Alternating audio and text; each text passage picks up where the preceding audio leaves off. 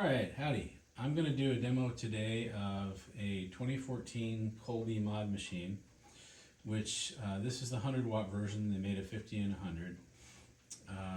It's kind of in the Marshall family, but it has a lot of tweaking that you can do on the preemphasis and on the mids, and extra gain stage you can add in, which all really kind of change the sound of the amp. So you can really go from anywhere from, say, like a clean, Vox sound to just absolutely raging hot-rodded Marshall type sounds, and pretty much everywhere in between. All the controls are very active, just by which I mean they're not like a Marshall where there's not a lot of difference between the control on 0 and the control on 10. This does make a difference when you mess with a knob. I'll start out with what's on the back side, because I'm not going to be able to show you that with the way the amp is sitting and doing this demo by myself. But on the back you've got speaker jacks, fuses, power inlet, all that stuff. It also has a effects loop, which is defeatable from the front panel, and I'll talk about that in a second. And then there's send and receive or return levels. There is an impedance switch on the back for 4, 8, 16. I've got it set to 16 because I'm running it into a 4x12 with vintage 30s in it. And then there are two switches which drastically change the flavor of the amp. First is the pentode triode mode, which if you know much about 90s Marshalls especially, the way that the 900 series did its half power thing was to go from pentode to triode mode, and it makes the amp sound much duller in addition to being quieter. So I'm not going to I don't use that, I'm not going to use it. And then you also have a bias switch, which goes from fixed bias, which is what most people think of with Marshalls, to cathode bias, which is more common in single-ended amps, or amps with low wattage. Some Voxes and things like that use cathode bias. The nice thing about cathode bias is that it allows you to swap tubes more or less with impunity as long as you stay in kind of a range, whereas fixed bias really requires you to reset the bias inside. And so it's got right now a set of 4 EL34s, 312AX7s, maybe 4, I didn't count. But that's pretty much the back side. I'm going to leave all those switches alone. I like it best on fixed bias because it's got a really sharp, hard attack to it. And of course on pentode mode because the triode mode sounds much too soft to me. Even with those switches left alone though, it's got a lot of tweakability to it. So just to go kind of across the top, you have two switches on the top, which are emphasis and shift. The emphasis kind of shifts out. It's kind of like you're switching out bias caps. So all the way left, which is where I have it set right now, and it's not my favorite position, it's basically flat. The next one up is a kind of similar to a much older Tweed or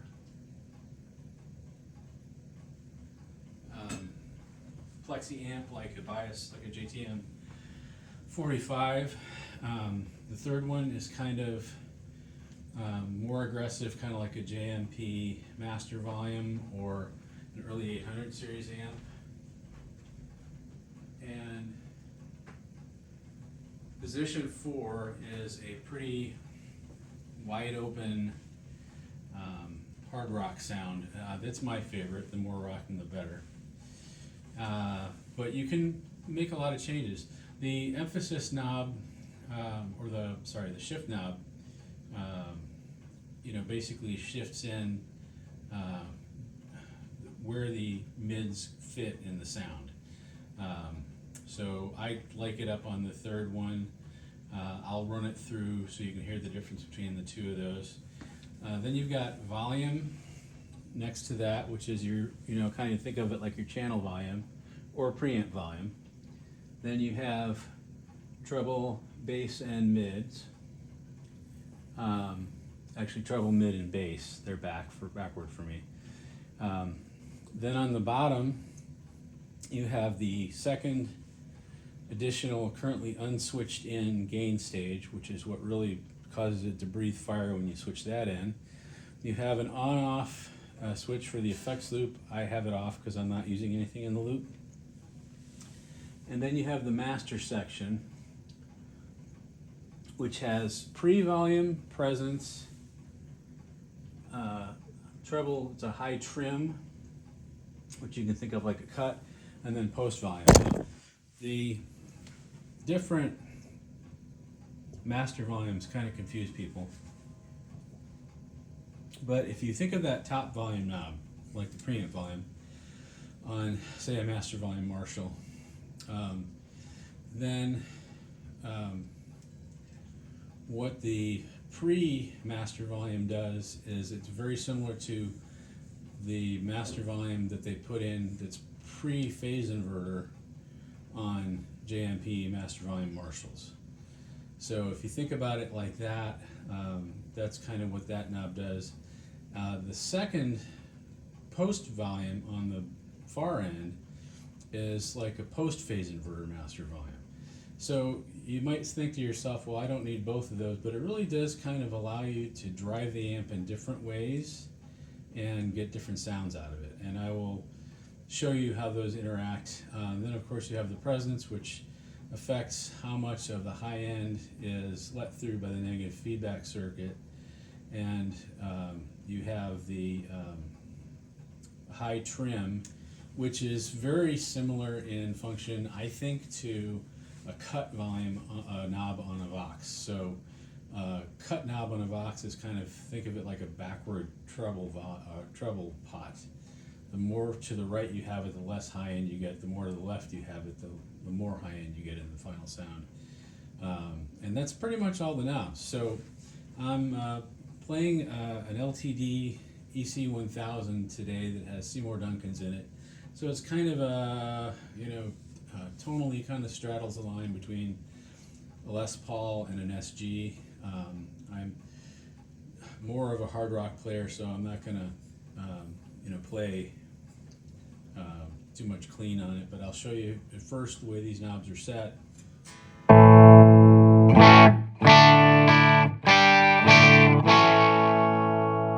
you can get, kind of a clean tone out of it.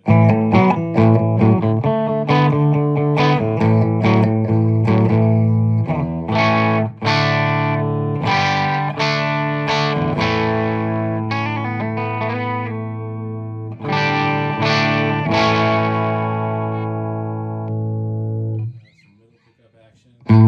Here's the neck.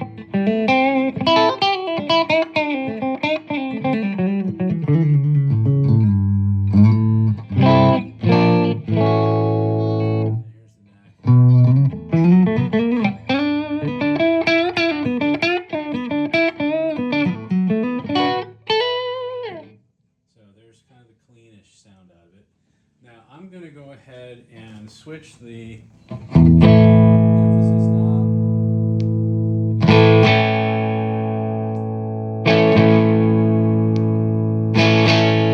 So you can hear it get a little bit brighter there.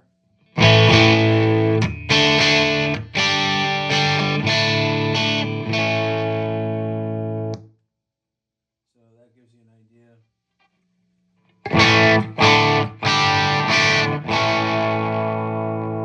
What's going on tonally there. That gets you up into kind of the JCM 800 territory, and then this is even hotter still. So you can hear that even just switching this emphasis switch, you've gone from a pretty, kind of what I would call edgy clean tone, all the way up to fully rocking without changing any other controls.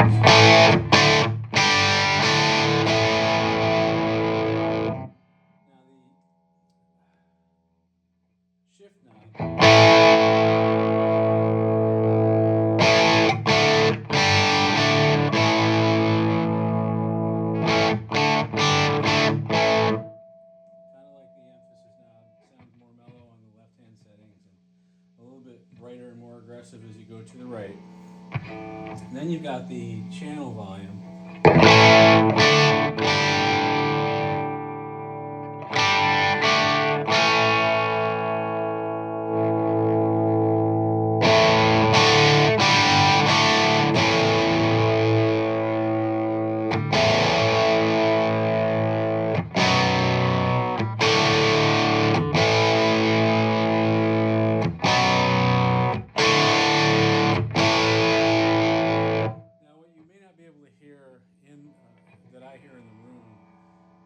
There's a lot of really kind of crisp upper mids in it, which is what I like out of a late 70s, early 80s Marshall. So it's, you know, it's not clean. But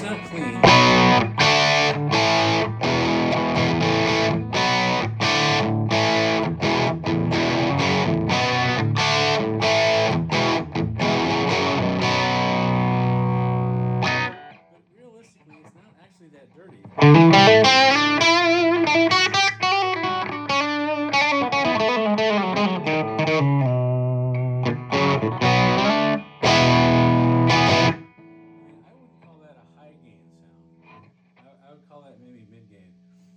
I've got the channel volume about where I usually would put it on a Marshall. That's kind of my reference point. The mid I always have a little bit higher than halfway up because again I'm going for that kind of I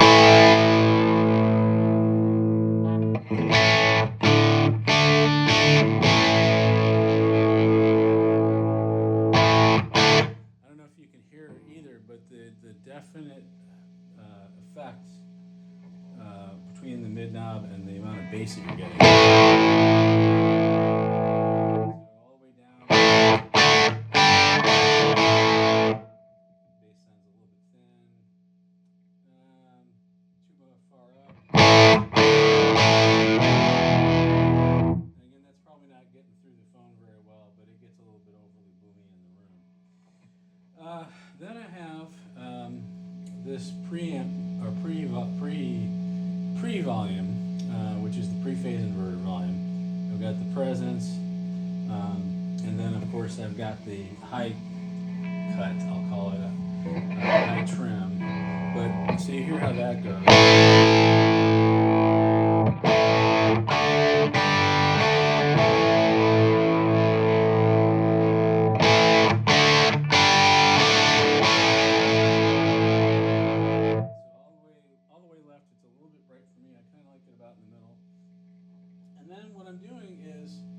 I'm using this knob here, this post volume, really is kind of my overall volume control, and I'm treating it kind of like an attenuator after this one. So my goal for this amp was to achieve kind of a late 70s, early 80s hard rock sound, and it definitely does that. But I'll go ahead and play through some more things, and I'll show you, I'll adjust the gain up and down a little bit here.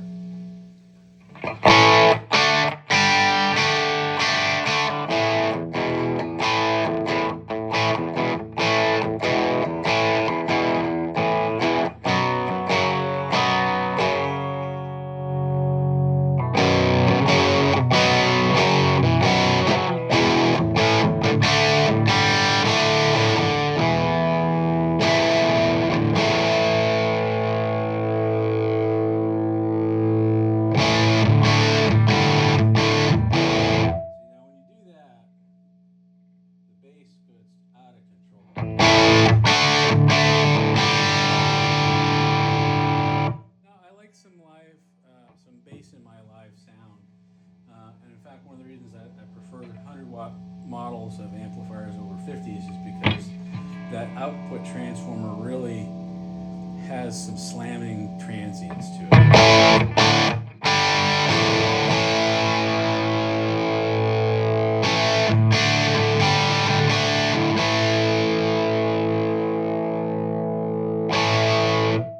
around what would be 6 on a Marshall is where I kind of like to live. And then again, the master volume down here. If you think about it, without this post volume in the circuit, so we'll pull it all the way up. And this is kind of like then going back to just a pre-phase inverter mounted volume. So it sounds a little less gritty and full, and then you really have to crank it up like you would one of those amps to get the sound. So yeah, no, not very practical. So what I do is I like to use this one as kind of my real volume, and this one just to kind of control the sound of it. Now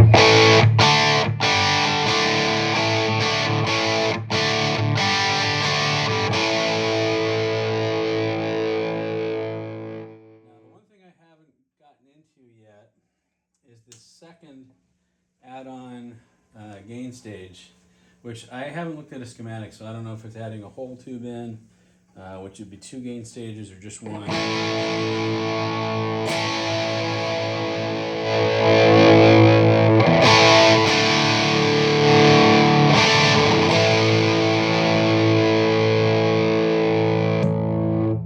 Just even with, leaving the other controls alone and that gain knob all the way down.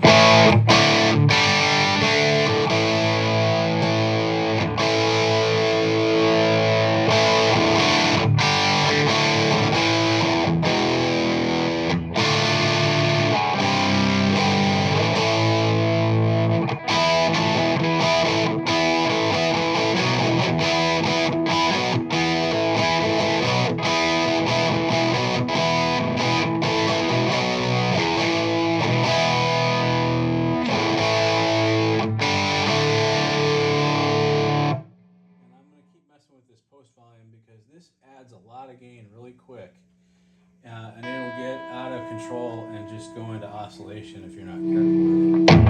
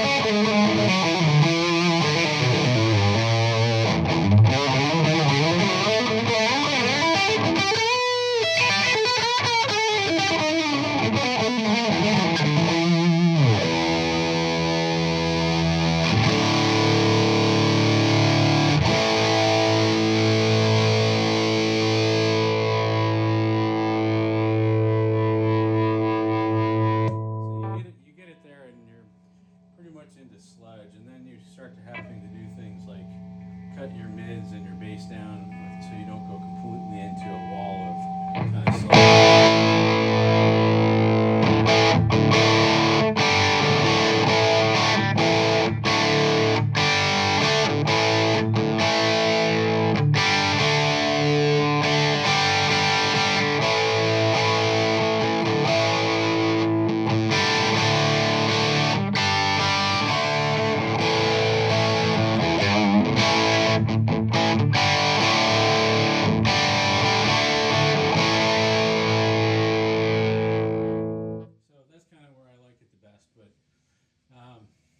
As you can see, there's a whole lot of stuff you can tweak on this. There's a whole lot of adjustment, and I apologize if I didn't cover something you want to see on it. Let me know.